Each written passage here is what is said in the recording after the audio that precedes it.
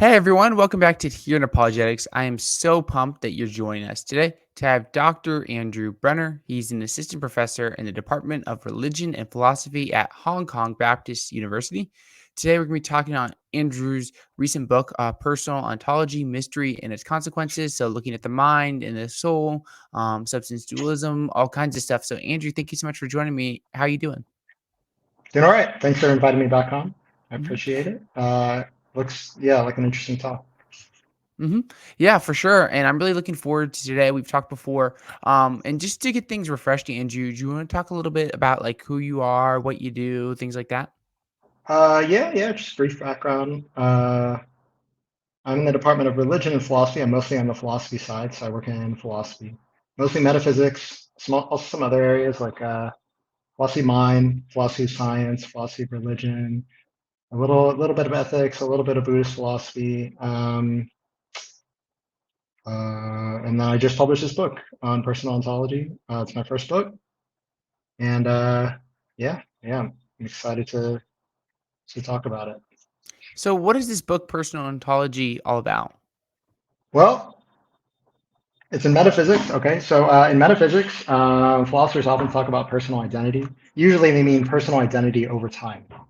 So, what makes it the case that somebody at some time is identical as somebody at some other time? There's this related question of personal ontology, which is, what are we? Like, what sorts of things are we? Are we souls attached to bodies, like a ghost in a machine, right? Are we the soul plus the body, some sort of compound? Are we just the body? Are we the brain? Are we some particular part of the brain? Are we something else? Are we nothing at all, right? So these sorts of questions are the questions of personal ontology. They're related to those questions of personal identity over time, but it's not quite the same question. So this book is all about personal ontology. What are we? And I kind of argue there's some principled obstacles to our discovering the answers to these questions, or this main question of personal ontology. What are we? So I don't actually endorse an answer because it seems to me the main options. Uh, the overall argument of the book is there's three main options. One, we don't exist at all, right? So we're nothing. So I think we can reject that. So I give some arguments, but it's not so simple as many people think. And two, we are simple objects, meaning things without parts. So the most plausible view of that sort would be we're immaterial souls of some sort. And most people who have thought we're immaterial souls think that we're simple without parts. And the other view is we're composites of some sort, so we have parts. And for example, maybe we're human organisms and we have like hands as parts, right? Or maybe we're brains and we have neurons as parts. So I think those, once we reject the view that we don't exist, we leave the other two options. We're simple or we're composite. I think both options are implausible for more or less the same reasons, actually. So arguments against one sort of view can be parodied and transformed into arguments against the other view. So that's why I don't know what to think, right? Because I think there's sort of arguments that wreck every major view regarding personal ontology. And what's surprising is they're more or less the same arguments. And that's what I think is the main new contribution to the book. And then at the end of the book, I have a couple chapters where I thought it'd be fun to talk about personal ontology and life after death. So I discussed like, so if we endorse some sort of agnosticism with respect to personal ontology, right, with respect to what are we, does that have any implications for, say, the possibility of life after death? Just like a fun question. So I examine in detail resurrection, reincarnation, and mind uploading. Okay, so like uploading our minds to computers or something. And I say a lot of stuff. Kind of hard to summarize that last bit of the book. Although um, I think there's fewer implications. I think agnosticism with respect to personal ontology should not lead us towards agnosticism with respect to the possibility of life after death. Sometimes people think it does because they think, oh, you can only have life after death if we're souls, or some sort of substance dualism is true where there's the body and there's the soul and they're separate things. Some people think life after death requires that. And I don't think that's the case, actually. I think the possibility of life after death and what personal ontology we endorse, those come apart more than people generally realize. So maybe that's one theme of the last part of the book. So that's just a brief overview of what I talk about over the course of that book. So, Andrew, I'm wondering then, like, First off, like just this idea of like the sense of the self, like as you're talking in the beginning, Andrew, you talked about like I was thinking about even myself, like my existence, like in this moment as recording this podcast. Well, I'd like to say the same me that exists now existed yesterday with everything that I was doing, and the same me existed 5 years ago and 10 years ago. And when I was a little kid, it's the same me as it is right now.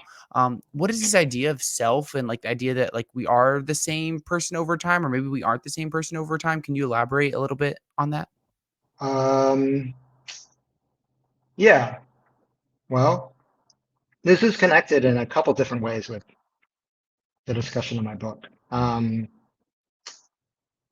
I'll give like two examples, right? So I think it's plausible I existed 5 minutes ago and yesterday and 5 years ago and so on. But some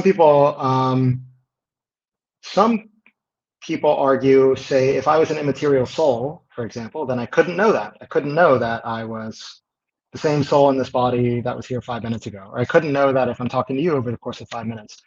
I couldn't know that your body's not being occupied by different souls over the course of 5 minutes. Um, and that's supposed to be an argument against the view that we're souls, right? Because it's supposed to be ridiculous. Like, of course I can know I'm talking to the same guy. I think that argument fails. And I can say why if you want, but before I forget, I want to say the other way in which this question of that you sort of raised might connect with personal ontology, which is that actually one of the prominent arguments against our existence, one of the prominent arguments for the view that we don't exist, appeals to this sort of consideration, which is that if I exist, surely I persist over time, right? Like if I exist, surely I existed 10 years ago. And hopefully I'll exist 10 years from now. But the argument goes, if you look carefully at the mind and the body, nothing persists that long, right? There's nothing right here that was here 10 years ago, right? So I can't have existed 10 years ago. But then the conclusion is supposed to be I don't exist at all, because if I do exist, surely I existed 10 years ago. And this sort of argument actually goes back to the Buddha himself. In our earliest recorded records of the teachings of the Buddha, he gives this argument a bunch of times. This not in those exact words, but this sort of argument a bunch of times. And I also address that argument in the book. I say, oh, that argument is not a good argument. And I can elaborate on either of those points more if you want, uh, but reflecting on this question, can I really know? And this, like Andrew here is the same guy who was there 10 years ago. Can I really know that? Reflecting on that question, sometimes people think it has these surprising implications for what we think about personal ontology. Either it shows that, oh, I can't possibly be a soul, or it shows I don't even exist, right? Yeah. So, what do you think, Andrew? Like, do we have a self that exists like apart from like our physical existence that is persisting over time? Like, is the case that like okay, maybe like biologically, like everything that existed that I think of me doesn't exist 10 years ago, but maybe it's just or what I'm trying to say is like maybe over the past 10 years, like I'm biologically like completely different, like all my molecules and cells and whatnot are replaced.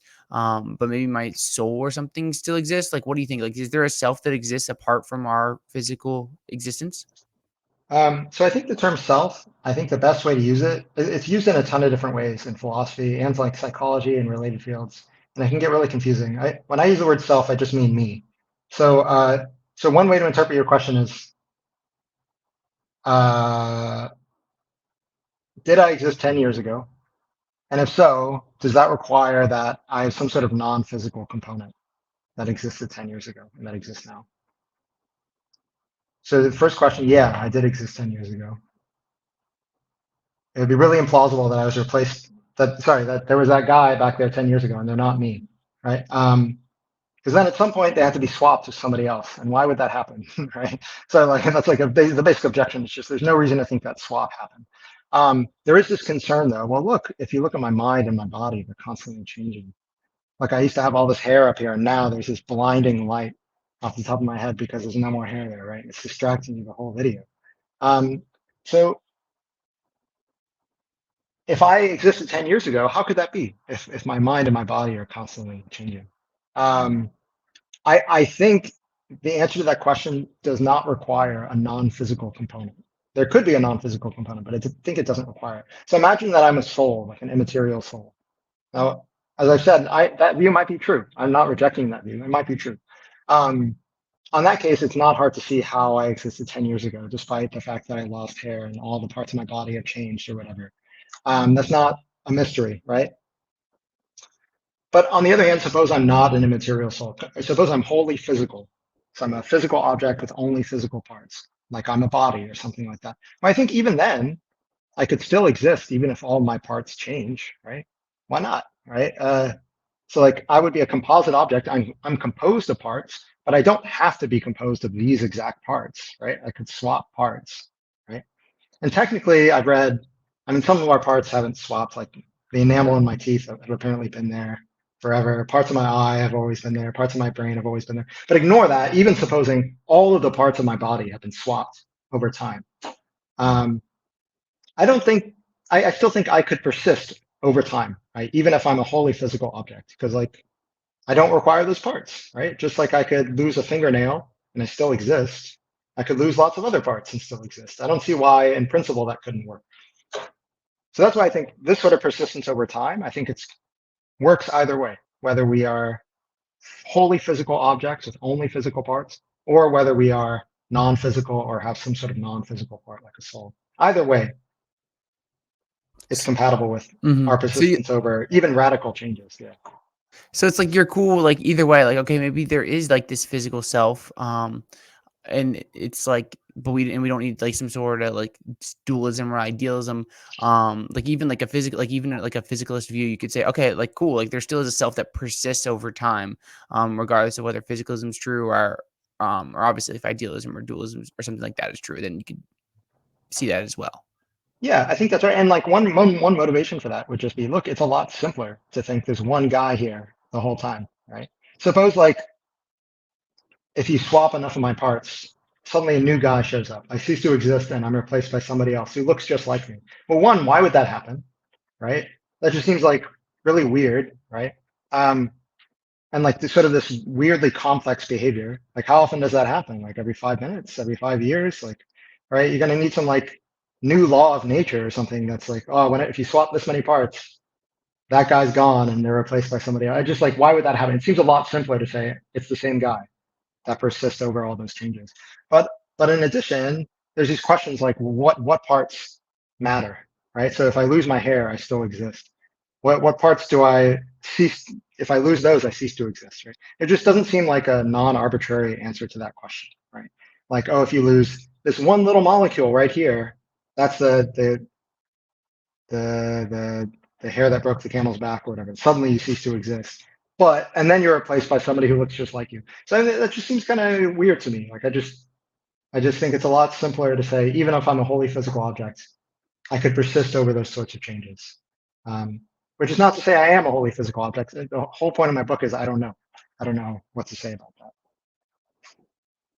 I love that, and I just Googled it to check. It's the straw that broke the camel's back, at least according to Yeah, I couldn't Wikipedia, remember at first. Like, as I Googled I was it, like so pausing because I couldn't. Yeah, sorry.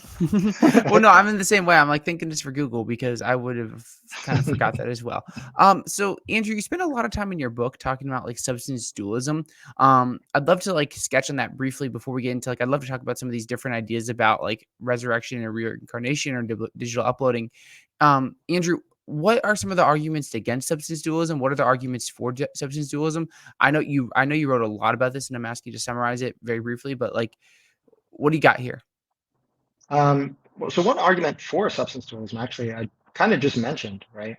Which is that, or I implied it, which is that you need substance dualism to account for the fact that we persist over various changes, right? Like our various body parts change, but we continue to exist. And allegedly, you need substance dualism to make that possible. You need an immaterial soul to make that possible. So that's actually one argument for substance dualism. And I've kind of indicated why I don't like that argument. So maybe I'll turn to some arguments against substance dualism. So by substance dualism, I haven't actually defined it. I just mean we're immaterial souls or we're made up of soul and body. So it's usually what people mean by substance dualism. And let me see, I discussed a few arguments against substance dualism in the book. Um, and I argue that they all fail in part because they can all be parodied, right? meaning you can pretty easily modify the argument to turn it around and make it an argument against our being physical composite objects like organisms or brains, right? It's kind of like how, well, on this panel, like the Anselm's ontological argument for the existence of God, right? So God has to exist because God's like the greatest conceivable being. Imagine God exists only in my mind because I'm thinking about God, but doesn't exist in reality. Well, then I could think of a greater being, one that exists in my mind and in reality. So God has to exist because otherwise he'd be the greatest conceivable being, and yet I can conceive of a greater being who exists in my mind and reality. So um, there's lots of other ontological arguments, and a common objection is they can be parodied, right? So a parody to this ontological argument goes back to the same time period as Anselm from another monk who argued, oh, this using the same set of argument, you could establish that a perfect island exists, right? Um, it has to exist in reality because otherwise you could think of a better island, one that exists in my mind and in reality, right? Um, so that's how parodies work, right? They don't necessarily show what's wrong with the original argument. They just show something has to be wrong with the original argument. Because otherwise you'll have to accept, like if you accept the original argument, you'll also have to accept this other parody argument, which is clearly a bad argument. Right? Nobody wants to use an ontological argument for the existence of a perfect island. So I use that same sort of strategy, right? I consider arguments for substance dualism against substance dualism, and I parody them. And I kind of swap them around. All right, so here's like one example. Here's an argument against substance dualism, and it's from I'm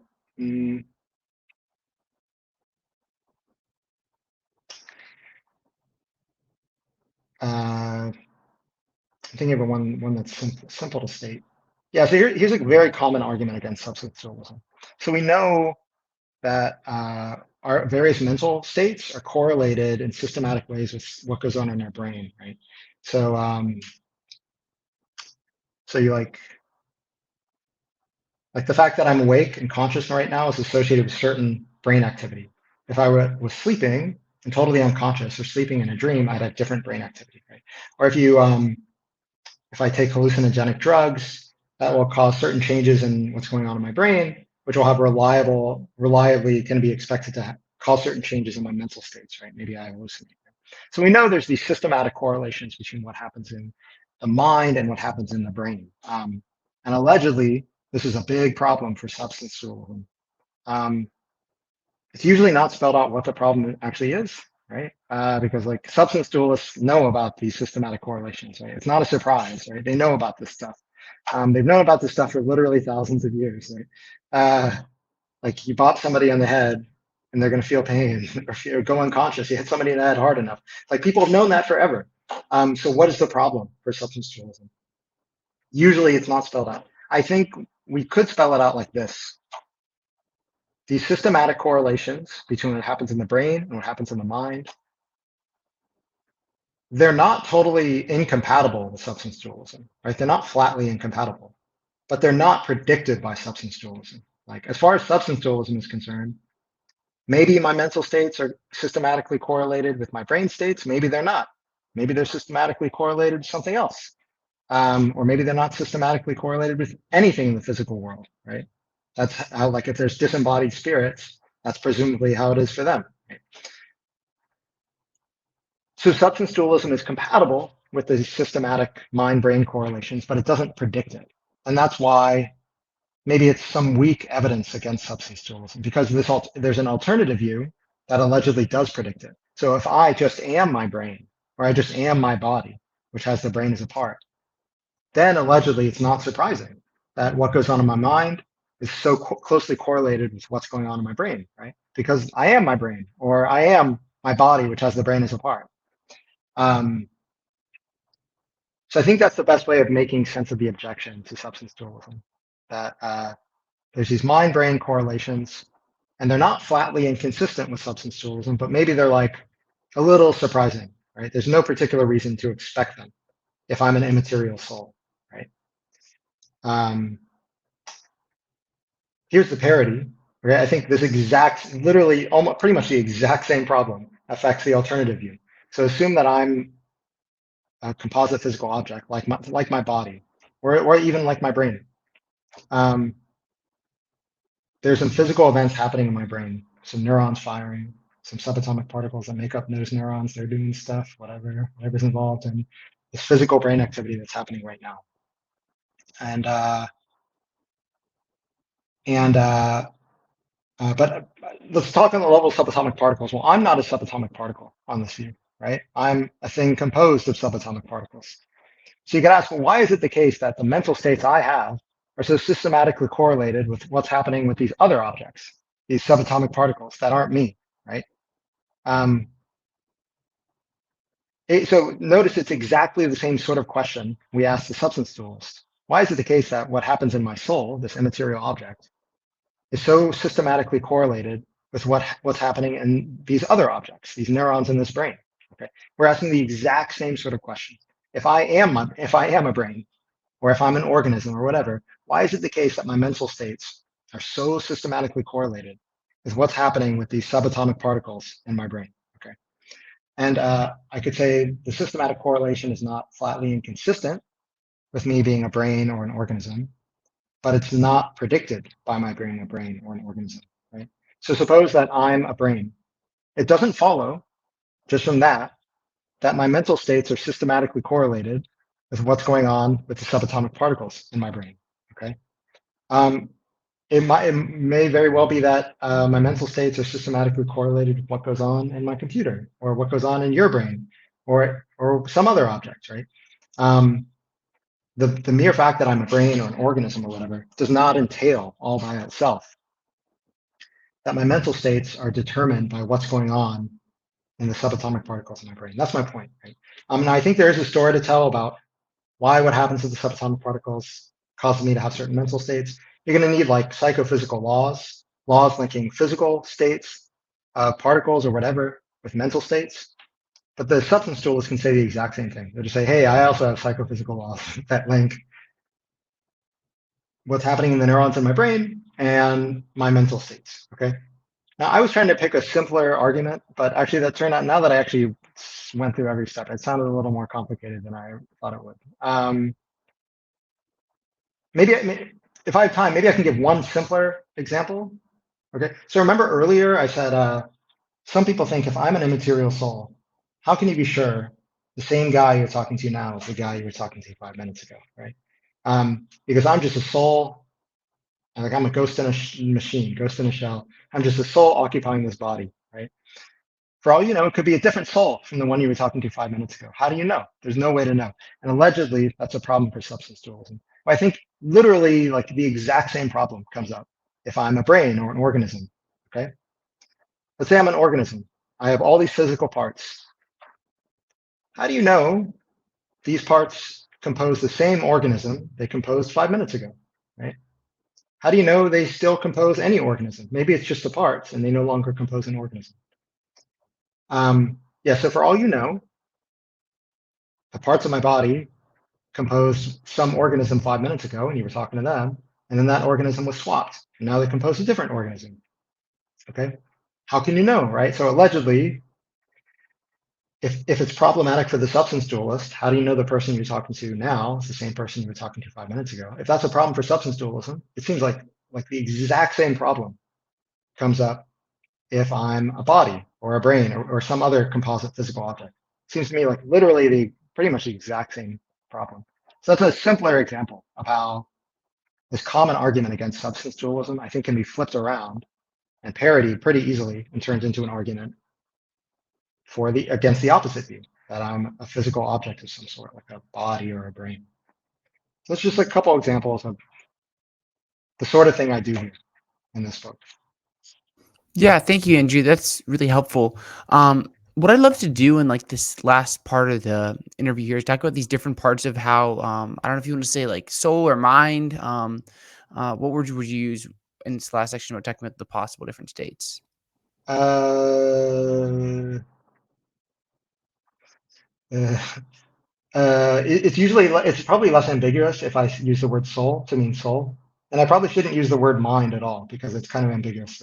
So usually when I just use the word mind, I just mean I'm just talking about my mental life, right? That doesn't necessarily imply that there's this thing, a mind, that's separate from my body or anything like that. So maybe we should actually probably avoid the word mind if we can help it, because it can be misleading.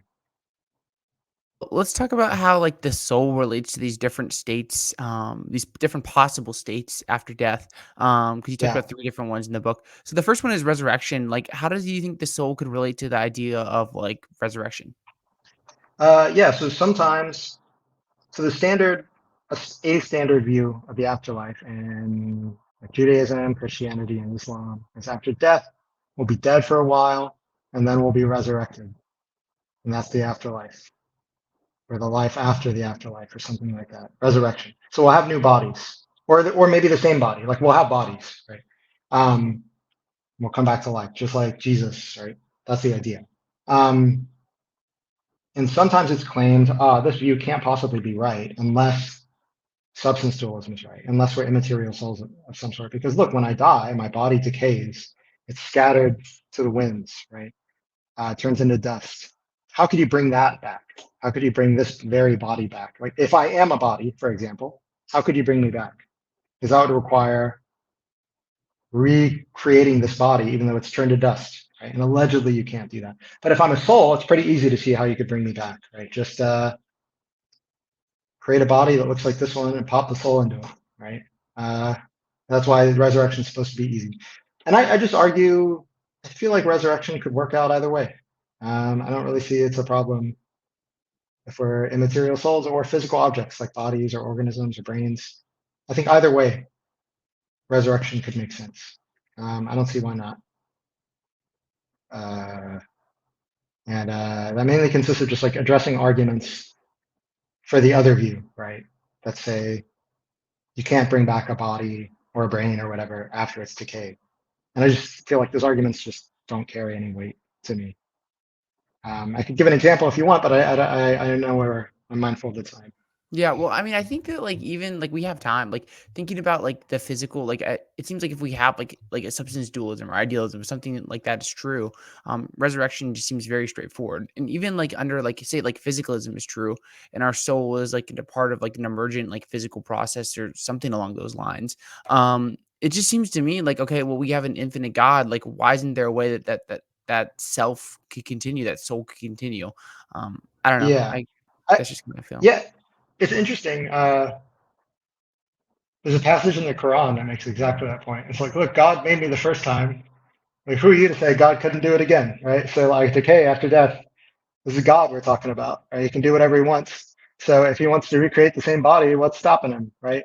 There's got to be some way God can pull it off. Uh, and I think that sounds plausible to me. This is an omnipotent God we're talking about. Like, what's the problem? I feel like worst case scenario. Okay, worst case scenario. I don't endorse this view, but the philosopher Peter Van Inwagen, he actually converted to Christianity as an adult. But before he converted to Christianity, he addressed this question: if I'm a physical object, could I be resurrected after death?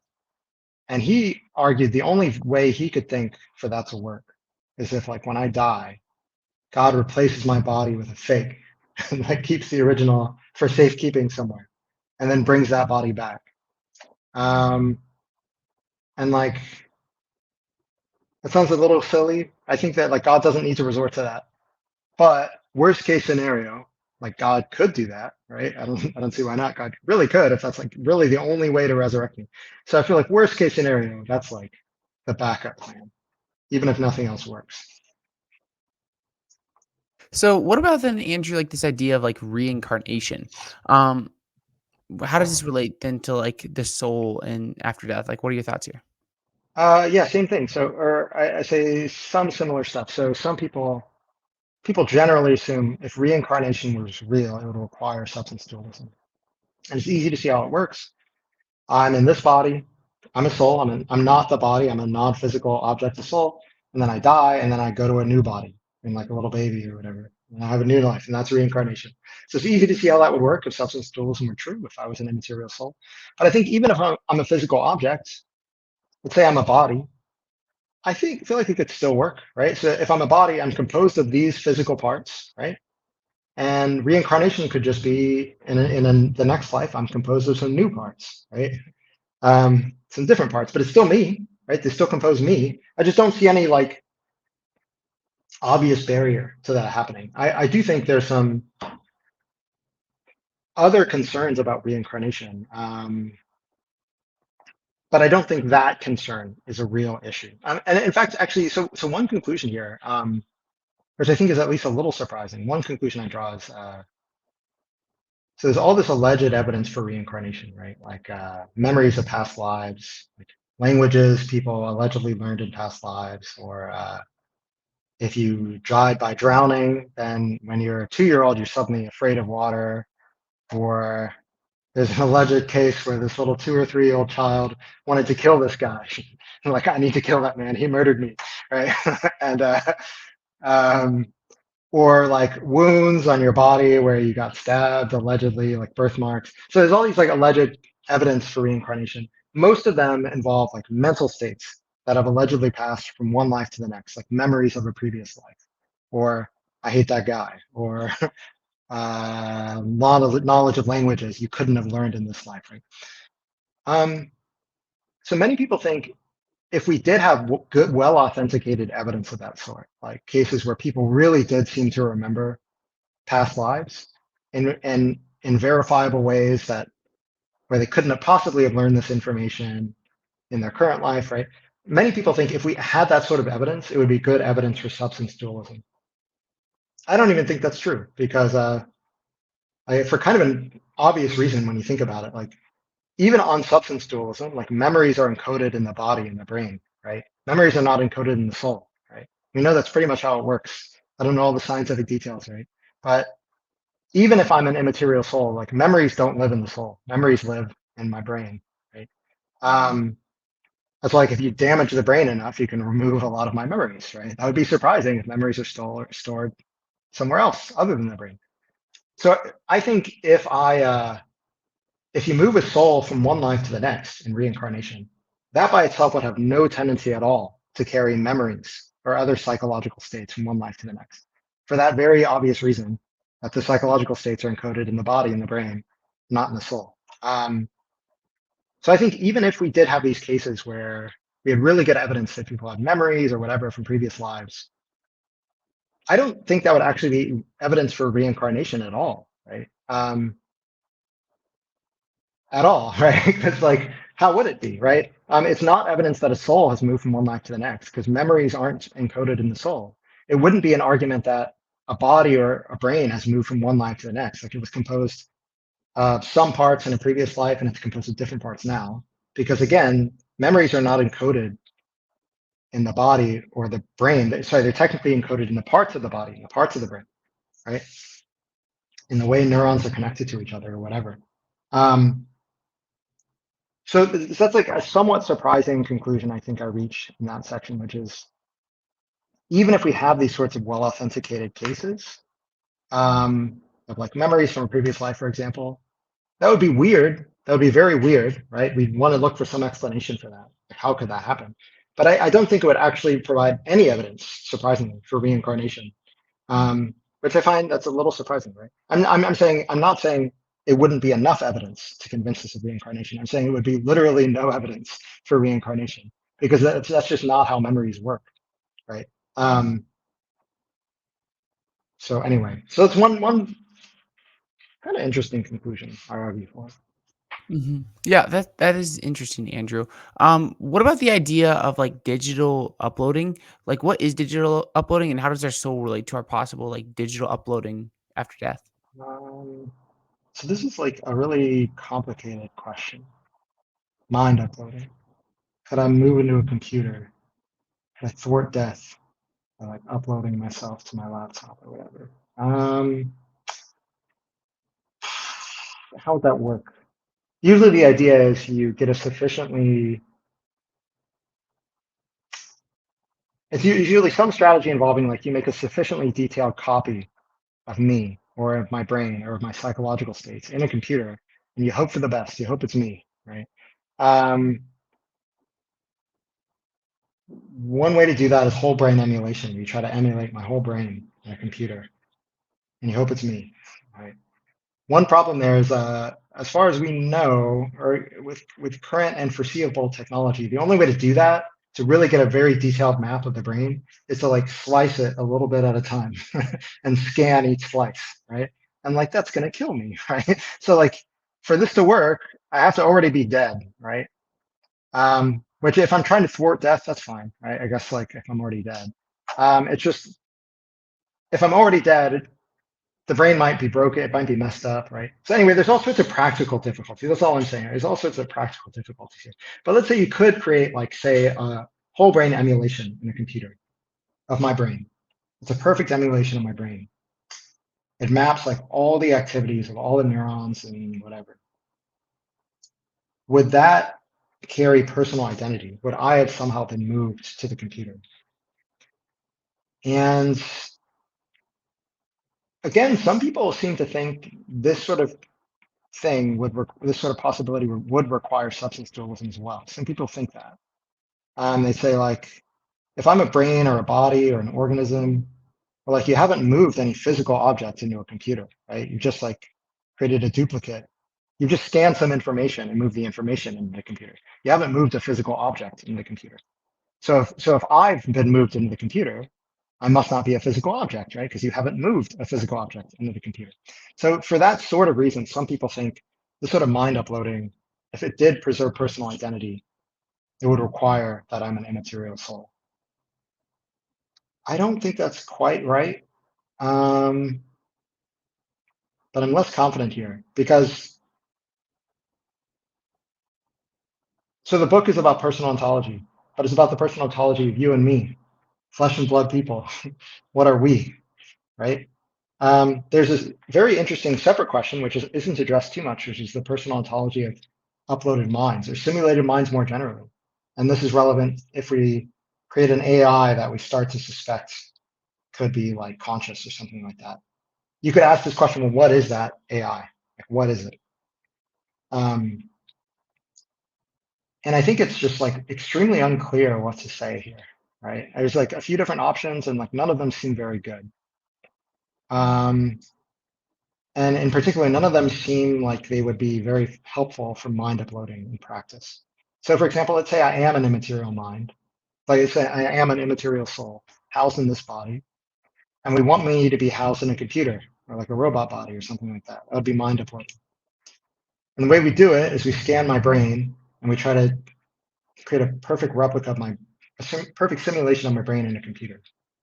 And then you're just gonna ask like, why would that move my soul? Like, why would it? Like, so like my soul realizes, oh, a perfect duplicate has been made in like Silicon Valley, thousands of miles away of my brain. Why would that like somehow snatch the soul from way over here and move it over there? Like, there's just like no particular reason to think that would happen. And there's other possibilities that also aren't super amenable to mind uploading. Well, I'll give like one example, which I think is a little under discussed, like the details of it. You could say, well, I'm not a soul. Let's say I was mind uploaded into a computer. I'm not a soul then, and I'm not a computer either. And I'm not like a network of computers or particular parts of computers. Maybe I'm just a simulation.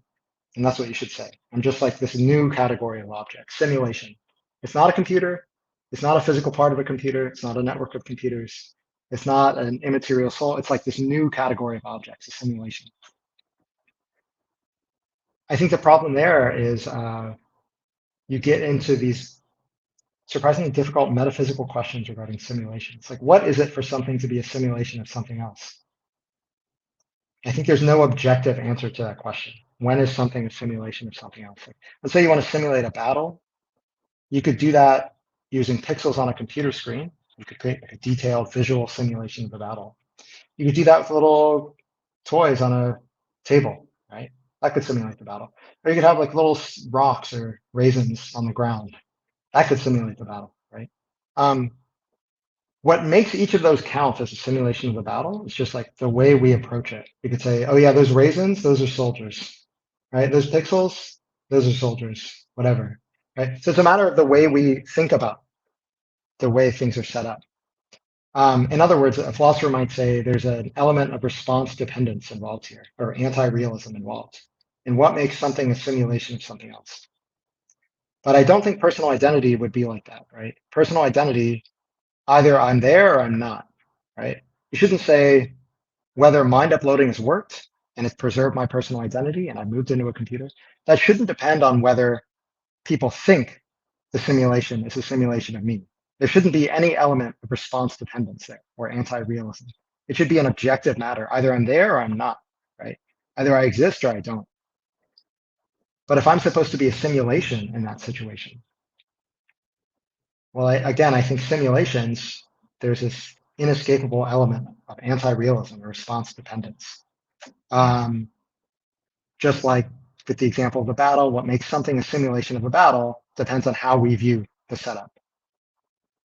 And that's like a Cliff Notes version of some stuff I say about the ontology of simulated persons. It gets surprisingly technical and difficult and complicated, but I think these are actually kind of underexplored questions. The personal ontology of uploaded persons or simulated persons more generally, or virtual persons more generally.